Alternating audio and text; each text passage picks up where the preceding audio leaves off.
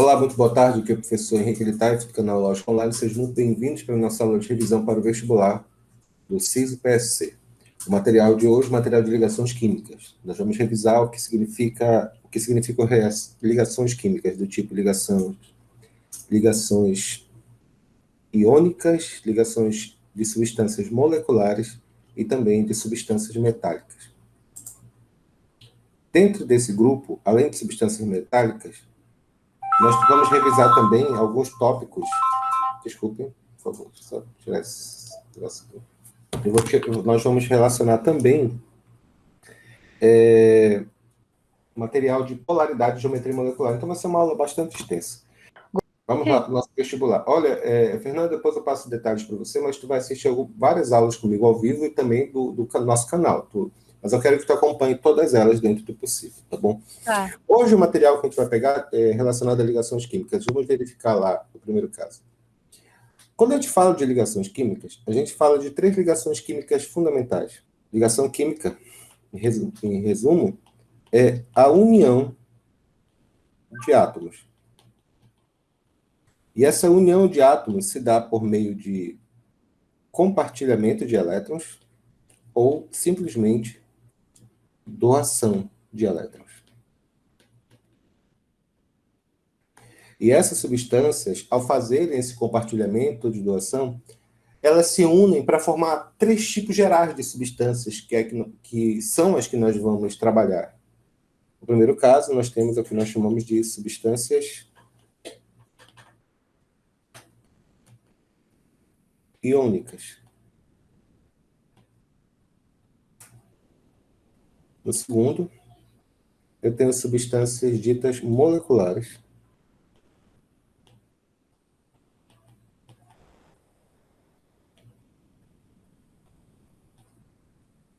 E o último, claro, as substâncias metálicas.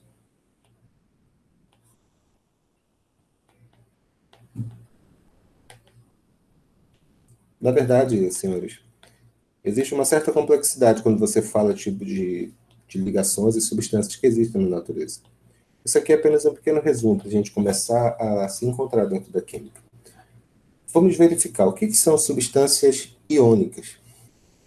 São substâncias. Vou fazer uma revisão bem simples só para a gente poder se encaixar aqui. Vamos pegar aqui. O que são substâncias iônicas? Substâncias iônicas são aquelas que conduzem corrente elétrica no estado líquido ou no estado aquoso. Quando nós falamos desse tipo de substância, ou no estado líquido, ou que nós chamamos no estado aquoso, significa necessariamente substâncias que podem ser fundidas. Por exemplo, a gente pode colocar uma substância iônica aqui, bem famosa. A gente pode colocar aqui o NaCl. Aqui. NaCl é o cloreto de sódio. O cloreto de sódio é uma substância iônica. O CaCl2, que é o cloreto de cálcio. O óxido de alumínio, também ele é uma substância iônica. Eles são substâncias iônicas porque eles são sólidos à temperatura ambiente. Eles têm alto ponto de fusão e ebulição. E eles conduzem corrente elétrica no estado líquido, ou seja, quando está fundido ou derretido. Não esqueça que a temperatura do ponto de fusão e ebulição de substâncias iônicas é bem alta, mas a gente pode derreter um pedaço de sal, pessoal, que nem um pedacinho de plástico que a gente derrete no fogo. Só que a temperatura é mais alta. E nesse caso eles conduzem corrente elétrica. Já o outro caso de substâncias moleculares, vamos colocar aqui. Substâncias moleculares são aquelas que não conduzem corrente elétrica, nem no estado sólido, nem no estado líquido. Na verdade, isso aqui é uma simplificação que a gente está fazendo dessas substâncias aqui. Conforme mais tarde nós vamos aprender, existem substâncias que elas conduzem corrente elétrica em algumas situações específicas. O último caso são as chamadas substâncias metálicas. O que são substâncias metálicas? Deixa eu colocar aqui. Substâncias metálicas são aquelas que conduzem corrente elétrica tanto no estado sólido quanto no estado líquido. Então, são esses os casos aqui. É bem simples mesmo para a gente lembrar e para colocar. Quando nós falamos dessas substâncias aqui, nós falamos dessas chamadas união de átomos. E com respeito a essa união de átomos, vocês já estudaram alguma coisa, o pessoal que já está no terceiro ano, se preparando para o vestibular, já viu isso desde a nona série, nós temos o que nós chamamos de substâncias, que são denominadas substâncias iônicas. O que são substâncias iônicas? São aquelas que se ligam por meio de ligação iônica. Nós temos substâncias moleculares. Substâncias moleculares são aquelas que são substâncias ligadas por ligação covalente. E, é claro, de ligações metálicas. Ligações metálicas são aquelas, aliás, substâncias metálicas são aquelas que se ligam por meio de ligação metálica. Então, nós podemos fazer um quadro geral para nós podermos entender isso. Fernanda, pessoal que está assistindo minha aula, dentro do possível, eu vou anotar muito rapidamente várias coisas. No final da aula, eu vou mandar o print desse material para vocês, que é o arquivo. Mas se vocês quiserem printar a tela, não tem o menor problema, tá bom? Então, bora fazer um resumo geral daquilo que nós já aprendemos? Deixa eu me pegar aqui. Então, nós vamos ter o quê? Nós podemos ter uma substância química. Deixa eu colocar aqui. Essa substância química, ela pode ser de 3 tipos. Ela pode ser do tipo iônica, ela pode ser do tipo molecular, ou ela pode ser do tipo metálica. Meninos, alguns de vocês tá com o microfone com problema. Então, liguem e desliguem o microfone só para tirar. A ligação, que nós chamamos de ligação iônica, essa substância iônica ela é formada por quê? Por meio de ligações iônicas. A substância molecular são aquelas em que existe nela ligações covalentes. E, é claro, da substância metálica, nós vamos encontrar nela as chamadas ligações metálicas. É bem simples de lembrar, não é muito complicado, não. Bom, deixa eu só ajeitar aqui um detalhe. Pronto. Dito isso daqui, pessoal, nós vamos verificar, antes de explicar o que significa ligações, ou pelo menos o tipo de ligações que existem, nós temos que revisar uma regra bem simples que existe dentro da química.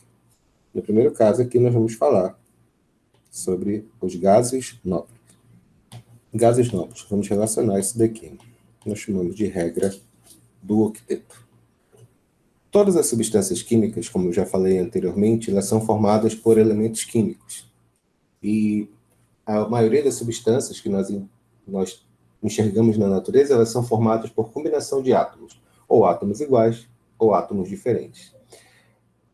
Mas só que das milhões e milhões de substâncias que existem, só 6 delas são átomos que nós chamamos de átomos que não são unidos a outros átomos. São átomos que existem individualmente na natureza. Na verdade, de fato, até hoje, não foi descoberta nenhuma substância natural na qual os átomos de gases nobres, que é o caso que a gente está falando aqui, estejam combinados entre si, entre outros elementos. Mas o que tem a ver com a história? Bom, para a gente poder entender isso, bora fazer a configuração de alguns gases nobres para a gente poder entender. Hélio tem número atômico 2. Qual é a configuração eletrônica dele? 1s2. O próximo, o neônio. Neônio são 10 elétrons. Qual vai ser a configuração eletrônica dele? Só um minuto aqui. Joel, vamos começar às 15h30, tá bom? O neônio, qual é a configuração eletrônica dele? Vai ficar 1s2, 2s2, 2p6. Pronto, 10 elétrons. O próximo da lista. Vou fazer só mais uma da lista, tá bom? O argônio. 16, 7, 18. Número atômico 18. Vai ficar como? 1s2, 2s2, 2p6, 3s2, 3p6. 18 elétrons. O interessante é que se você pegar todos esses elementos que nós temos na tabela periódica, vou pegar mais um, né, que é o criptônio. O criptônio, ele tem número atômico... Só um minuto, por favor. Deixa eu pegar só uma tabela periódica aqui.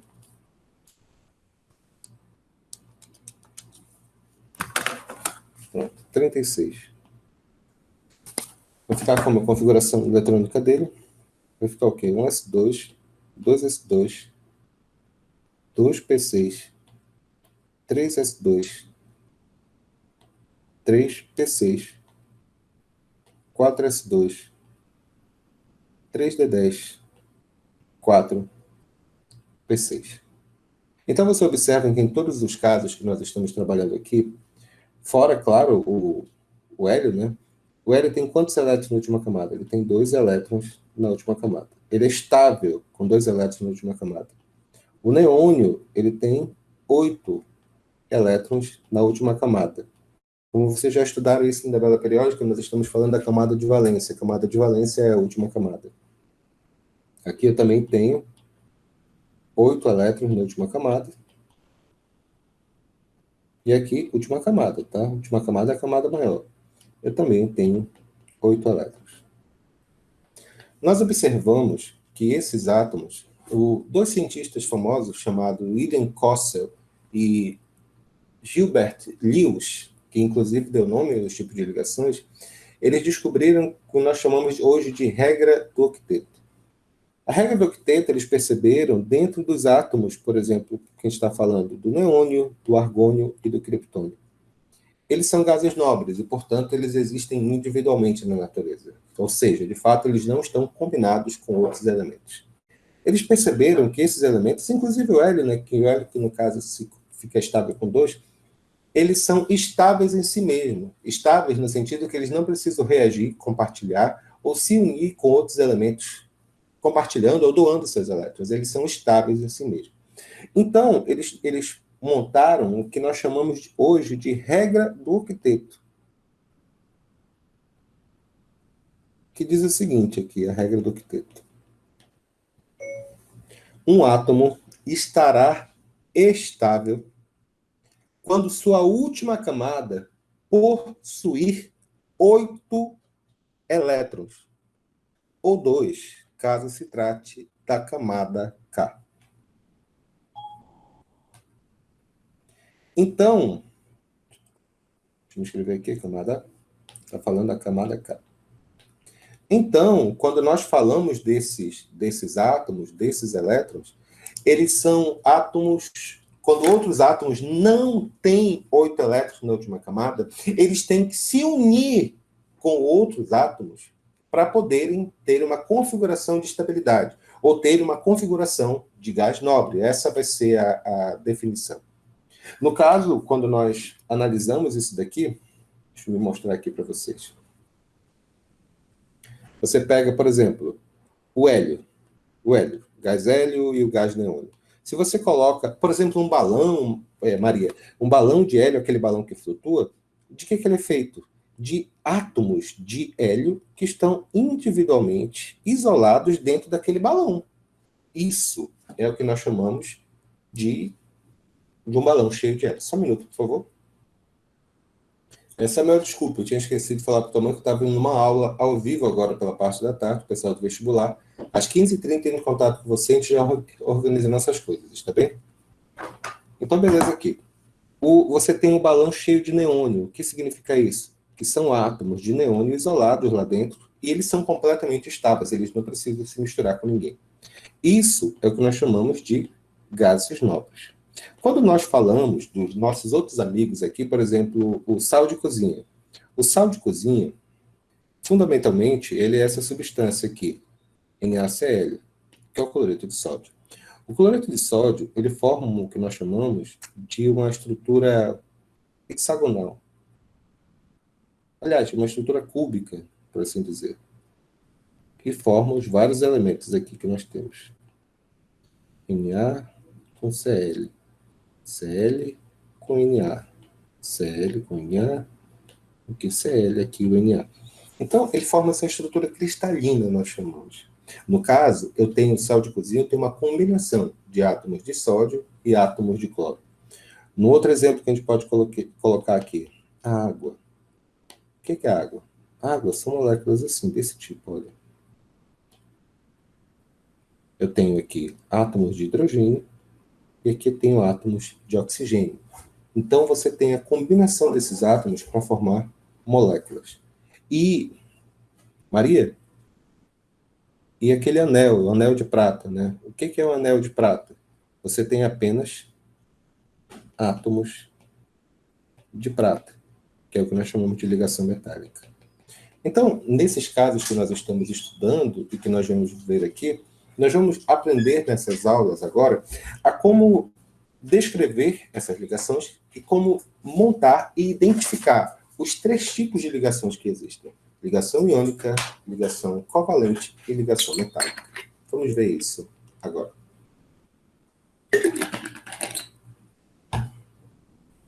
Ligação iônica. Primeiro caso, ligação iônica.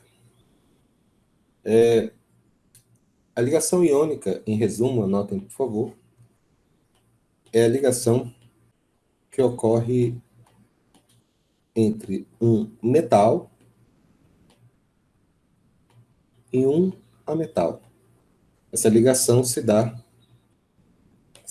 ocorre por meio de doação de elétrons. Quando nós fazemos o que nós chamamos de ligações metálicas, a gente tem que aprender primeiro o que significa metal e o que é ametal, dentro da tabela periódica. Nós percebemos, senhores, os metais. Vocês já aprenderam no capítulo anterior, com respeito à configuração eletrônica, como identificar cátions e ânions. Por exemplo, vocês aprenderam que os elementos da família 1, 2 e a família 13 da tabela periódica, eles têm a tendência a formar o que nós chamamos de cátions. Por exemplo, aqui você tem alguns elementos, né, bem interessantes. Por exemplo, o sódio, ele tem número atômico 11. O que acontece aqui? Quando você faz a configuração eletrônica dele, você percebe isso daqui, olha, 1s2, 2s2, 2p6, 3s1. Ele é da família 1, o terceiro período da família 1A da tabela periódica. Quando você pega outro elemento, por exemplo, até esse elemento aqui, elemento alumínio, número atômico 13, vai ficar como 1s2, 2s2, 2p6, 3s2, 3p1. Ele tem 3 elétrons na última camada. Esses elementos da família 1, 2 e a família 13 da tabela periódica, eles têm a tendência de por terem poucos elétrons na última camada, terem a tendência de perder esses elétrons. Não esqueça que, quando você está falando da regra do octeto, você tem que lembrar da regra básica. Um átomo, para ser estável, ele tem que ter 8 elétrons na última camada. Quando eu falo da família 1, da família 12 e da família 13, esses elementos, e eu vou escrever aqui, eles são esses caras aqui, eles têm a tendência, deixa eu escrever isso aqui, a família 1, 2 e 13 apresentam, as famílias 1, 2 e 13 apresentam uma tendência acentuada a perder os elétrons da camada de valência. Quando a gente fala... como é o nome? Quando a gente fala tendência de perder os elétrons da camada de valência, eles perdem esses elétrons, porque se eles perderem, observem aqui, se eles perderem esses elétrons da camada de valência, eles vão ficar com 8 elétrons na camada anterior. Por exemplo, se esse cara aqui perder esses 3 elétrons, ele vai ficar com quanto aqui? 8 elétrons. 8 elétrons. Então, é nesse sentido que ocorre essa estabilidade. Esses elementos, que eles têm a tendência a perder esses elétrons da camada de valência, eles são denominados metais. De fato, na tabela periódica, a maior parte dos elementos que nós estamos trabalhando, eles são metais. Acontece que, quando nós trabalhamos com outro tipo de elemento, por exemplo, aqui, quando nós trabalhamos com os elementos da família 15, da família 16, da família 17, que nós chamamos anteriormente de família 5A, 6A e 7A, eles têm a tendência de receber elétrons na sua camada de valência, que é a última camada. Por exemplo, vamos colocar aqui. Vou pegar aqui o cloro. O cloro tem número atômico 17. Vamos fazer a configuração eletrônica dele. Vai ficar como?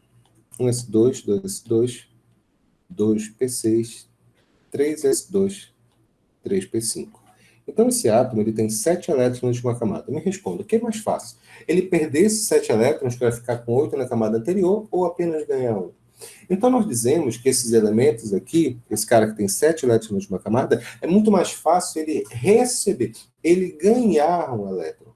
Dessa forma, ele consegue a estabilidade eletrônica. Então, esses elementos, eles podem receber uma determinada quantidade de elétrons. Então, quando você trabalha com esses elementos, quando nós fazemos... Deixa eu fazer uma tabela, um resumo aqui de tabela periódica, para vocês poderem entender isso daqui. Deixa eu ver se consigo fazer aqui bem bonitinho. Família 1A, família 2A, 3A, 4A, 5A, 6A, 7A e a família 8A. A família 8A é a família dos gases nobres, então ela nem entra no nosso caso aqui. A família 1A, nós dizemos que ela tem carga 1+. A família 2A ela tem carga 2+. A família 3A, nós dizemos que ela tem carga 3+. Onde esse 1+, 2+, e 3+, significam o número de elétrons que esse elemento perde. Observem aqui que a gente pode colocar alguns exemplos, né? Por exemplo, Li na Caras, que Rubinho casou na França. Família 2A, magnésio 2+, né? O cálcio 2+, o estronço 2+, o bário 2+. Família 3A, o alumínio, muito importante, o galho, também 3+. A família 5A, nitrogênio, 3-, significa que ele tem 3 elétrons. Fósforo, também 3-. O oxigênio, 2-. O enxofre, 2-. E a família 7A, claro, flúor, cloro, bromo, iodo, importantíssimos para a gente trabalhar. Uma palavra de cautela, eu não estou pedindo para vocês decorarem nada, tá bom? Não quero que decorem nada. Apenas vocês percebem que quando você pega a tabela periódica, os elementos que estão à esquerda da tabela periódica, eles tendem a ser metais. À direita tendem a ser ametais. E para serem ametais, normalmente, ele se refere a essa parte aqui, olha. Esses elementos dessa parte, da família 5A, 6A, 7A. De novo, esses elementos aqui, olha, família 5A, 6A e 7A. Então, todos esses elementos, eles têm a tendência de serem quê? Ametais. A família 4A, essa família 4A, era que nem é uma família que ela tem duplo comportamento, né? Às vezes ela doa, às vezes ela recebe. A tendência dela é receber elétrons. Tá bom? Deixa eu escrever aqui. Tendência é receber elétrons. Mas ele pode fazer os dois. Agora que nós já aprendemos a fazer tudo isso daqui, nós podemos, pelo menos, né, tentar entender a ideia geral, que é essa. Metais formam cátions. E esses cátions, de modo geral, têm carga 1+, 2+, e 3+. Pode ser até 4 também. E ametais têm a tendência, eles formam ânions. E esses ânions podem ter carga 3-, 2-, e 1-. Portanto, o que significa essa... Tudo isso é para falar com respeito à ligação que nós estamos estudando, é claro. Tá, o que significa isso? Tudo isso significa para a gente entender finalmente o que é ligação iônica.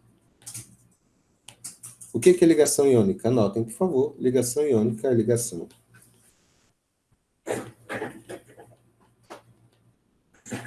entre um metal, que é positivo, com um ametal, que é negativo.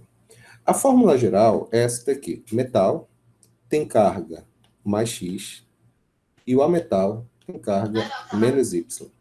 Para você fazer o balanço de carga, ou no caso específico, para você escrever a fórmula desse composto iônico, porque composto iônico é isso, é a ligação entre o metal e o metal, você vai jogar a carga do ânion para cá e do cátion para cá, para formar esse composto aqui, metal, Y e A, X.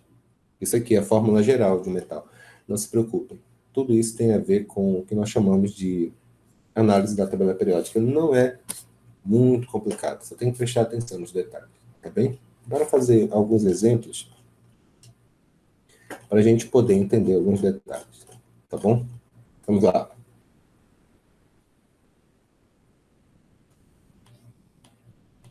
Exemplo 1. Por enquanto, eu vou utilizar apenas as ideias da tabela periódica. Eu não vou me preocupar em fazer diagrama de Pauli. Vocês já fizeram bastante lá na parte de tabela periódica. Isso aí vocês já estão mais ou menos encaminhados. Só um minuto, por favor.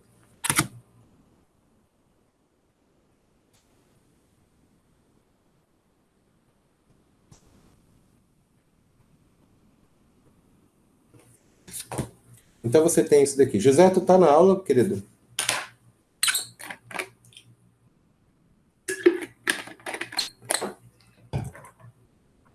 Opa, foi mal, tava mutado. Tá. Vamos lá. Sódio. Ele é da família 1A da tabela periódica. Então, qual a carga dele? 1+. Lembra da regra, tá bom? Se o elemento, ele é da família... Pequeno lembrete, tá bom? Deixa eu anotar isso aqui, por favor. Pequeno lembrete. Se o elemento da família 1A, 2A, 3A, ou família 13, né, que nós chamamos, da família 1A, a carga dele vai ser o quê? 1+. Da família 2A, qual vai ser a carga dele? 2+. Da família 3A ou família 13, vai ficar 3+. O sódio é da família 1A da tabela periódica, que significa que ele tem carga mais 1. Vamos juntar ele com o cloro. O cloro é da família 7A da tabela periódica. Se ele é da família 5A da tabela periódica, da família 6A da tabela periódica ou da família 7A da tabela periódica, ele tem carga, respectivamente. Não esqueça que isso aqui significa família 15, família 16 ou família 17. As duas formas, elas podem aparecer. Se ele for da família 5A, qual a carga dele? 3-. Da família 6A, qual a carga dele? 2-. Da família 7A, qual a carga dele? 1-. Se ele é da família 7A, o cloro, a carga dele é 1-. Como é que eu monto a fórmula desses dois? É fácil. Junta para cá e junta para cá. Vai formar que composto? Vai formar o Na, série. Não se preocupa nesse caso específico aqui em colocar as estruturas, porque colocar os números, tá? O número 1 não precisa aparecer. Quando você faz, no exemplo 2 aqui, deixa eu pegar aqui só um pequeno detalhe aqui. Vou pegar o cálcio, que tem número atômico 20, e o flúor. Aliás, deixa eu pegar outro exemplo aqui. Exemplo 2. Escreva o composto resultante da união do enxofre, número atômico 16, e o cálcio, número atômico 20. Pronto, ficou mais chique. No caso, como ele não me deu a posição desses elementos na tabela periódica, eu tenho que descobrir o período da família, tem que fazer as características dele, né? Ou seja, eu tenho que fazer a configuração eletrônica desse elemento. Vamos fazê-lo, tá bom? Vamos pegar aqui o nosso amigo enxofre número atômico 16. Lembre-se que eu falei, tá? Quando você faz a configuração de elemento químico para predizer qual vai ser o composto que vai ser formado, você tem que fazer a configuração eletrônica do elemento, indicando qual é a carga dele, ou seja, a carga da camada de valência. Se for negativa, a tendência dele vai ser receber elétrons, portanto, ele é a metal. Se for positivo, a tendência dele significa que ele tem que perder elétrons, portanto, ele vai ser um metal. Ficou claro a diferença? Só um minuto, por favor. Então, colocando isso daqui, vai ficar como? Enxofre vai ficar como? Vai ficar 1s2, 2s2, 2p6, 3s2, 3p, eu tenho 10, aqui eu tenho 3p4. Então, o que significa isso aqui? Que nosso amigo, ele tem 6 elétrons na última camada. Deixa eu apagar aqui, por favor. Nosso amigo, ele tem 6 elétrons na última camada. Se ele tem 6 elétrons na última camada, significa que ele é da família 6A da tabela periódica. Se ele é da família 6A da tabela periódica, faltam 2 elétrons para ele completar o octeto. Consequentemente, a carga dele é 2-. Então, quando eu vou escrever o enxofre, vai ficar assim, enxofre 2 menos. Por quê? Porque ele é um ametal. Nesse caso, ele vai ser um ametal. Lembre-se, família 5A, 6A e 7A, ele é um ametal. Respira. Qual próximo nós vamos fazer? Nós vamos fazer agora para o cálcio. O cálcio tem número atômico 20. Vai ficar como essa configuração? Vai ficar como assim? Vai ficar 1s2, 2s2, 2. P6, 3s2, 3p6, aqui já tem 18, vai ficar 4s2. Interessante. Nosso amigo aqui, ele tem 4s2. Ele tem 2 elétrons na camada de valência. Se ele tem 2 elétrons na camada de valência, o que significa isso? Que ele é da família 2A da tabela periódica. E se ele é da família 2A da tabela periódica, qual a carga dele? A carga dele será 2+, porque a tendência dele vai ser perder 2 elétrons. Consequentemente, ele é um metal. Então, o elemento seria expresso assim, cálcio 2+. Então, como é que eu vou escrever da fórmula desse elemento? Vamos lá. Escrevendo a fórmula dele. Vai ficar como? Vai ficar cálcio de carga 2+, com o enxofre, carga 2-. Como é que vai fazer? Esse vem para cá, esse vem para cá. Vai ficar cálcio 2s2. Simplificando, porque não esqueça que tem que ficar a menor proporção de números inteiros possíveis, né? Vai ficar como? Vai ficar CaS. Mais fácil do que isso, pois é. Entendido aqui? Para fazer mais um para fixar a ideia, meninos, alguém ficou com alguma dúvida daquilo que eu falei, que eu escrevi? José Ângelo, você está aqui? José? Oi. Guilherme, José, ficou alguma dúvida naquilo que eu escrevi, naquilo que eu falei? Não. Maria, tudo certo aí? Júlia? Beleza. Bora fazer mais um exercício para fixar? Maria Fernanda sabe que quando o aluno volta para o Lógica, tem que trazer uma caixa de chocolate, né, para o professor, né? Ou uma torta de chocolate, né? Ah, é? Vou passar no mercado então, quarta. Qual tu gosta da Nestlé? Estou brincando. Pelo amor de Deus, Maria, que música é essa? Tu tá vendo TikTok não na minha aula. Bora Não, lá. juro, não sou eu. Bora lá. Exemplo 2. Presta bem atenção aqui. Um elemento X tem número atômico 12. E ele se combina.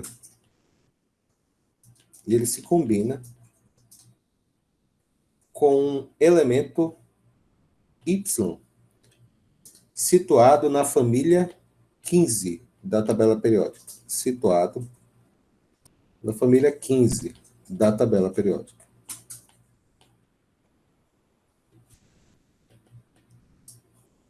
Aí ele pergunta, escreva a fórmula provável desse composto. É bem simples. Escreva a fórmula provável desse composto. A grande questão aqui é que a gente tem que saber o seguinte. Ele é um metal, porque o que acontece aqui que ele quer que escreva a fórmula provável desse composto no momento que você está estudando ligações iônicas. O que é ligação iônica? A ligação iônica é a ligação de um metal com um ametal. O que é metal? É um cátion. O que é um metal? É um ânion. Então tem que identificar quem é quem aqui nesse caso. Muito bem, nós temos o nosso elemento X. Nosso elemento X, ele tem número atômico 12. Qual vai ser a configuração eletrônica dele? Vai ficar como? Vai ficar um S2, 2S2, 2p6, 3s2, já foi. 2 elétrons. Então, o que significa isso daqui? 3s2 significa que nosso amigo, ele tem o quê? Ele tem 2 elétrons na última camada. Se ele tem 2 elétrons na última camada, qual a família dele? A família dele é 2A. Se ele é da família 2A, o que significa isso? Que a carga dele vai ser o quê? Mais 2. Respira.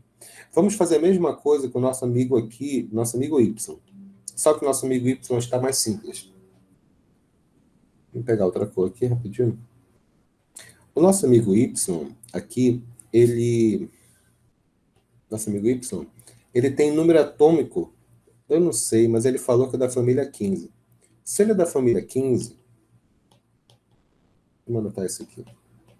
Se ele é da família 15, significa que ele tem quantos elétrons na última camada? Ele tem 5 elétrons na última camada. Lembre-se que família 15 significa família 5A.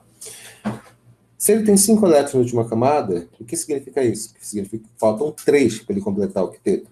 Portanto, ele vai ficar com carga 3-. Consequentemente, nós dizemos que esse Y vai ser igual a quanto? -3. Essa é a carga dele. O cara que é positivo, ele se chama cátion. E se ele é cátion, significa que ele é um metal. E o cara que é negativo, ele recebe o nome de ânion. E se ele é um ânion, significa necessariamente que ele é um não metal. Por causa disso, como é que vai ficar a carga desse elemento? Como é que vai ficar a fórmula? Eu tenho x2+, com y 3-. Joga para cá, joga para cá. Vai ficar como? Vai ficar x3, y2. Isso aqui é um composto iônico. Por que ele é um composto iônico? A fórmula de composto iônico. Porque eu tenho o metal com o metal. O que aconteceu? É simples. O nosso amigo aqui, o X, ele perdeu 2 elétrons e esse Y, ele ganhou 3 elétrons. Uma proporção de 3 átomos de X para 2 átomos de Y. Muito fácil, não é verdade? Então, quando nós fazemos esse balanço de carga, é só uma questão de analisar e aplicar quem é metal, quem é ametal, quem é cátion, quem é ânion, e depois fazer a carga do elemento. Bora fazer mais uma, porque tem uns casos bem interessantes aqui. Então, bora dar uma pequena olhada. Vamos lá. Se vocês quiserem anotar, fazer alguma coisa, dê um grito, tá? Por favor, que eu vou passando. Tem muita coisa para a gente estudar em pouco tempo.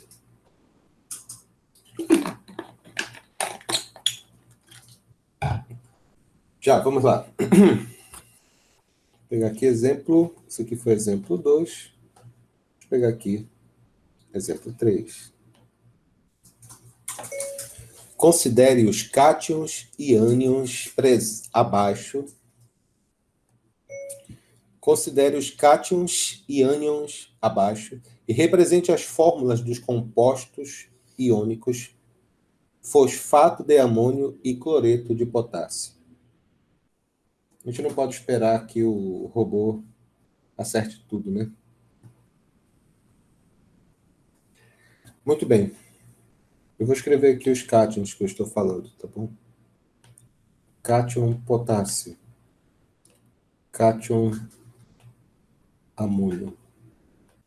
Aqui eu tenho ânion cloreto, Cl-. Aqui o ânion fosfato. PO4, 3-. No primeiro caso, meus queridos amigos, ele quer que seja fosfato de amônio. Não é de amônia não, tá bom? É amônio. No primeiro caso, qual vai ser? Vai ser o fosfato de amônio. O fosfato é esse elemento aqui, PO4, 3-. Esse grupo aqui, aliás. Esse aqui é o ânion, né? E o cátion é o amônio, que é o NH4+. Pela regra que eu ensinei para vocês, vocês só fazem o balanço das cargas, tá bom? Tome cuidado para não mexer com os números deles, elementos, tá? Esse 3 vem para cá, esse 1 vem para cá. Vai formar o quê? Formar o NH4, coloca entre parênteses 3, e aqui PO4, entre parênteses 1. Só que, quando eu falo entre parênteses 1, aqui não precisa colocar, porque já está subentendido, tá bom? Ficou claro que eu falei? De novo. Tinha um mais um aqui, ele veio para cá. Ele está aqui, mas só que você não precisa colocá-lo, tá bom? Então, dito isso daqui, vai ficar como? Vai ficar NH4, 3PO4. O segundo que ele quer que a gente faça, quem é? Deixa eu fazer aqui caneta vermelha. Vai ser quem? Vai ser o cloreto de potássio. Vamos lá. Só um minuto. Cloreto de potássio. Cloreto de potássio vai pegar o íon cloreto, que é quem? Cl-, junto com potássio, que é o K+. Vai ficar como? Esse cara vem para cá, esse cara vem para cá. Vai ficar como? Vai ficar KCl. Tome cuidado aqui, que não sei se você percebeu, que embora aqui estava escrito -1, aqui mais 1. Porque esse mais significa exatamente isso. +1, aqui mais 1. Aqui -1. Então, quando eu faço balanço de carga, é como se ficasse 1 em 1 aqui. Só que, como eu já falei, 1 vai ser elemento neutro dentro da química. E, portanto, não é necessário colocar. Não é necessário colocar. Tá bom? Então, fica bem tranquilo. Alguma dúvida aqui? Beleza. Bora fazer mais uma.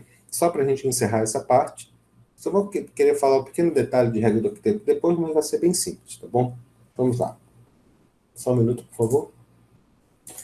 Agnes, vamos ajeitar esse horário, tá bom? Vamos nos programar para trabalhar direitinho, tá? Principalmente voltado para o vestibular. Vamos lá, continuando aqui. Ei, Maria, eu já te falei que eu tenho cachorro agora? Deixa eu anotar aqui esse exercício, tá, pessoal? Eu vi no Instagram. São 3. Sabe qual é o nome deles? 3? 3. Eu só vi o primeiro, essa foto aqui. Eu só vi São um 3. grandão. Sabe qual é E o um nome deles? piche bombado ali. Um piche lá no fundo. Pois é. O nome deles é Alfa, Beta e Ana. Um piche bombado. Parece que ele malha. É, pois é. Sabe por que eu chamei eles de Alfa, Beta e Ana? Por quê? Porque quando eles saem na rua, né, eles fogem, né, eu grito assim, analfabeta, alfabeto.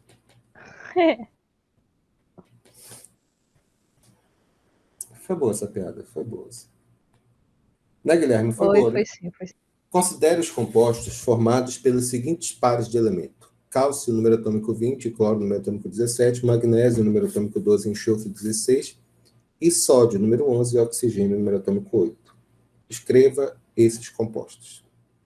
Tá bom, beleza. A pergunta do problema é essa, vamos descrever. Escreva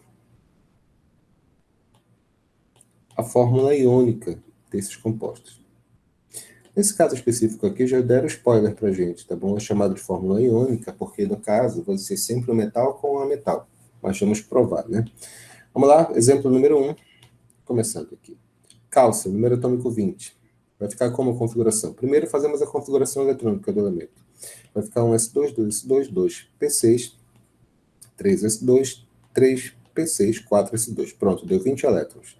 O que significa isso daqui? Significa que ele tem 2 elétrons na última camada. Se ele tem 2 elétrons na última camada, o que significa isso? Significa que ele é da família 2A. E se ele é da família 2A, qual a carga dele? 2+. Então, qual vai ser o cátion que nós temos aqui? Vai ser o cátion cálcio 2+. Respira. Próximo agora, cloro, número atômico 17. Como é que vai ficar a configuração eletrônica? 1S2, 2S2, 2P6, 3S2, 3P5. Análise. Esse cara do terceiro período, ele tem 7 elétrons na última camada. Se ele tem 7 elétrons da última camada, significa que ele é da família 7A, ou família 17. Se ele é da família 17, qual a carga do elemento? Se o elemento é da família 7A, significa que ele tem 7 elétrons na última camada. É mais fácil ele ganhar 1, ou seja, a carga dele é 1 menos. Então, qual vai ser a carga desse elemento? Vai ser cloro 1 menos. Na verdade, bastava colocar menos, já estava subentendido. Como é que vai ficar a fórmula desse composto? Vai ficar assim, cálcio 2+, com cloro menos. Vai ficar para cá, vai ficar para cá.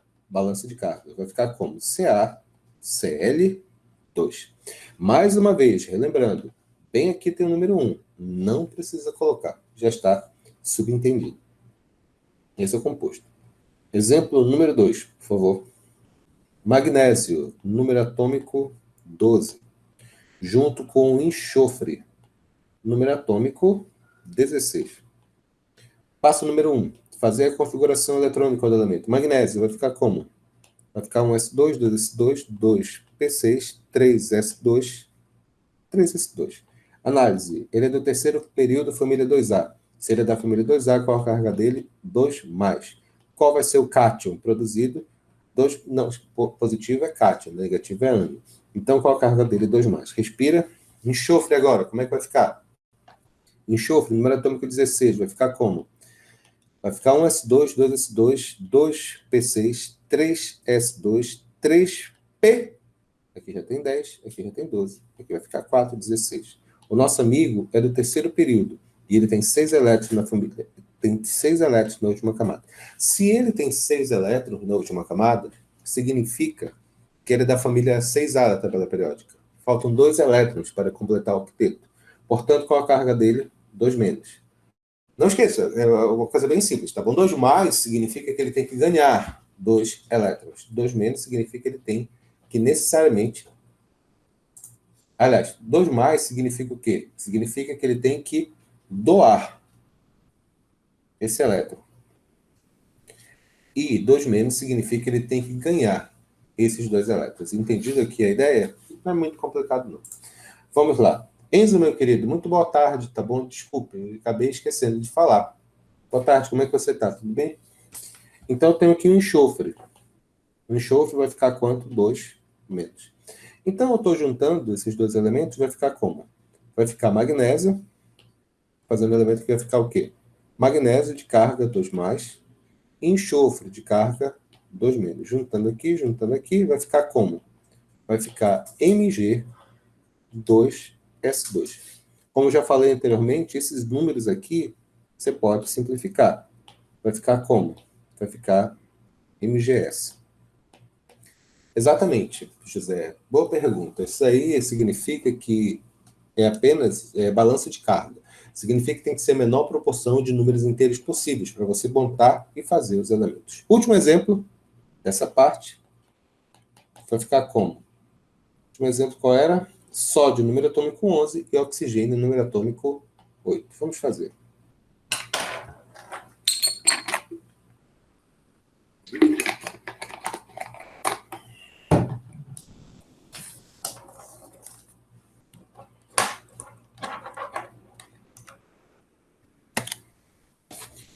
Já, sódio, número atômico 11, e oxigênio, número atômico 8. Fazendo a configuração eletrônica, vai ficar como? Vai ficar um S2, 2, S2, 2, P6, 3, S1. Um elétron na última camada. O elétron na última camada, o que significa isso? Significa que ele é da família 1A da tabela periódica. Se ele é da família 1A da tabela periódica, qual a carga dele? A carga dele é 1 mais. Consequentemente, vai ficar como? Vai ficar sódio, carga mais 1. Bastava colocar mais, lembrem disso, tá? Oxigênio, fazendo a configuração eletrônica, vai ficar como? 1S2, 2S2, 2P6, 3... Oh, poxa vida, me entusiasmei. 1S2, 2S2, 2P4. São apenas 8 elétrons. O nosso amigo aqui é do segundo período da tabela periódica e ele tem 6 elétrons na camada de valência, ou na última camada. O que significa isso? Significa que ele é da família 6A da tabela periódica, ou família 16. Se ele é da família 6A da tabela periódica, faltam 2 elétrons para completar o octeto, então a carga dele é 2 menos. Nós expressamos isso com oxigênio menos 2. Então, qual vai ser a fórmula desse composto? Fazendo aqui, eu tenho sódio mais 1 com oxigênio 2 menos. Fazendo balanço de cargas, o que significa isso? Que esse 2 vem para cá e esse 1 vem para cá. Terminando o cálculo, vai ficar como? Vai ficar Na2O. Lembre-se mais uma vez que esse número 1, da carga do sódio, que foi para o oxigênio, está subentendido. Ficou clara a relação? Ficou claro como se faz? Beleza. Depois que nós entendemos isso aqui, deixa eu passar agora uns pequenos detalhes com respeito às características desses compostos. Por favor. Características dos compostos iônicos. Muito bem.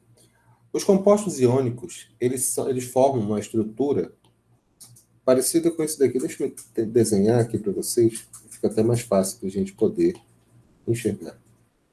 Eu fiz anteriormente ainda na aula de hoje, e isso funciona assim, pessoal.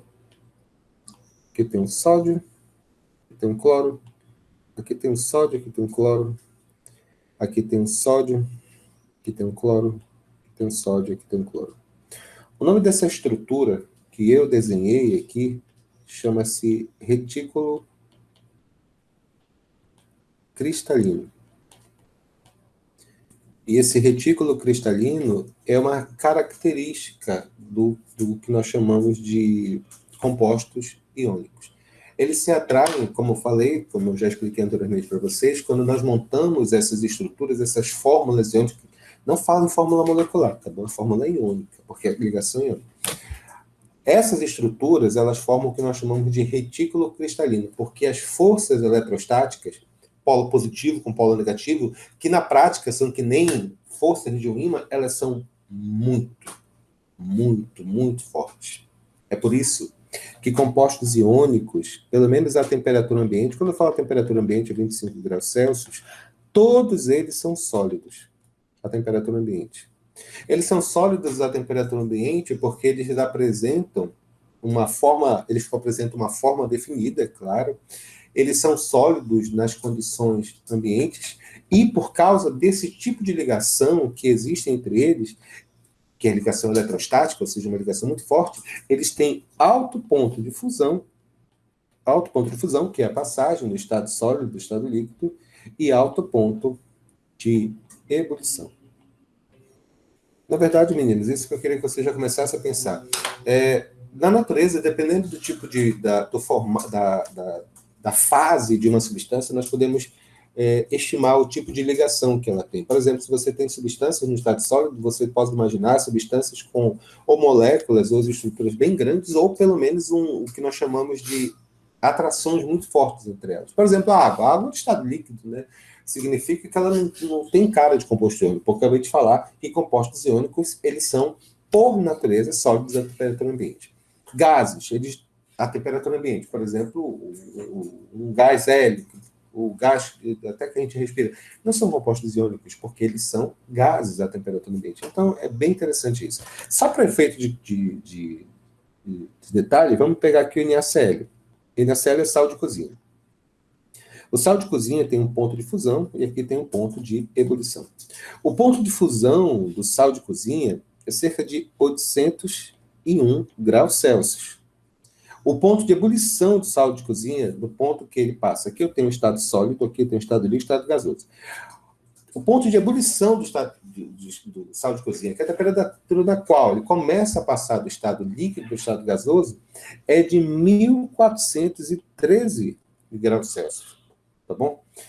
Uma outra característica dos compostos iônicos é que eles são duros, porém quebradiços. Apenas relembrando a nossa nona série, substâncias duras são substâncias que suportam riscos, ou seja, não são substâncias fáceis de riscar. Por exemplo, uma substância bastante dura, a substância mais dura na Terra é o diamante, porque nada pode riscar um diamante, somente outro diamante. A capa do celular de vocês, por exemplo, ele já é um vidro chamado muito resistente, ele praticamente não risca. Quando vocês colocam aquela capinha toda esquisita em cima, começa a riscar tudo, tá bom? Por quê? Porque a capinha do celular não é tão dura, a película protetora não é tão dura quanto a própria tela do celular. Mas o celular, ele é duro, mas ele é pouco tenaz. Ou seja, ele não suporta bem impactos, que nem compostos iônicos. Porque a película do celular, a tela do celular, ela é feita de óxidos de silício, principalmente, né? E óxidos de silício são compostos iônicos. E compostos iônicos são duros, como eu falei. Aquela tela lá, você pode passar até uma chavezinha. Se você tiver algum celular velho, sem película, pode passar, que é difícil riscar. Mas só que eles são muito quebradiços. Por que eles são quebradiços? Porque eles não suportam impactos. Essa é uma característica dos compostos iônicos. Os compostos iônicos, eles são facilmente quebráveis. Eles não têm essa característica de suportar grandes impactos. É muito importante mesmo. E, finalmente, uma outra característica dos compostos iônicos, esses que estão falando, eles conduzem corrente elétrica. Eles conduzem corrente elétrica em solução aquosa, ou seja, quando eles estão dissolvidos na água, ou quando eles estão no estado líquido, ou seja, fundidos. No caso, quando você fecha o circuito elétrico, que é passar a corrente elétrica dentro de uma solução, eles podem efetivamente transmitir corrente elétrica. Não é que é interessante? Olha só, nós terminamos essa primeira parte aqui do que é composto iônico, ou pelo menos como é que se faz a fórmula iônica. Nós temos uma apostila de exercício. Mas não esqueça que essa aula continua na parte de ligações covalentes e também geometria molecular, que será o assunto da nossa próxima aula, tá bom?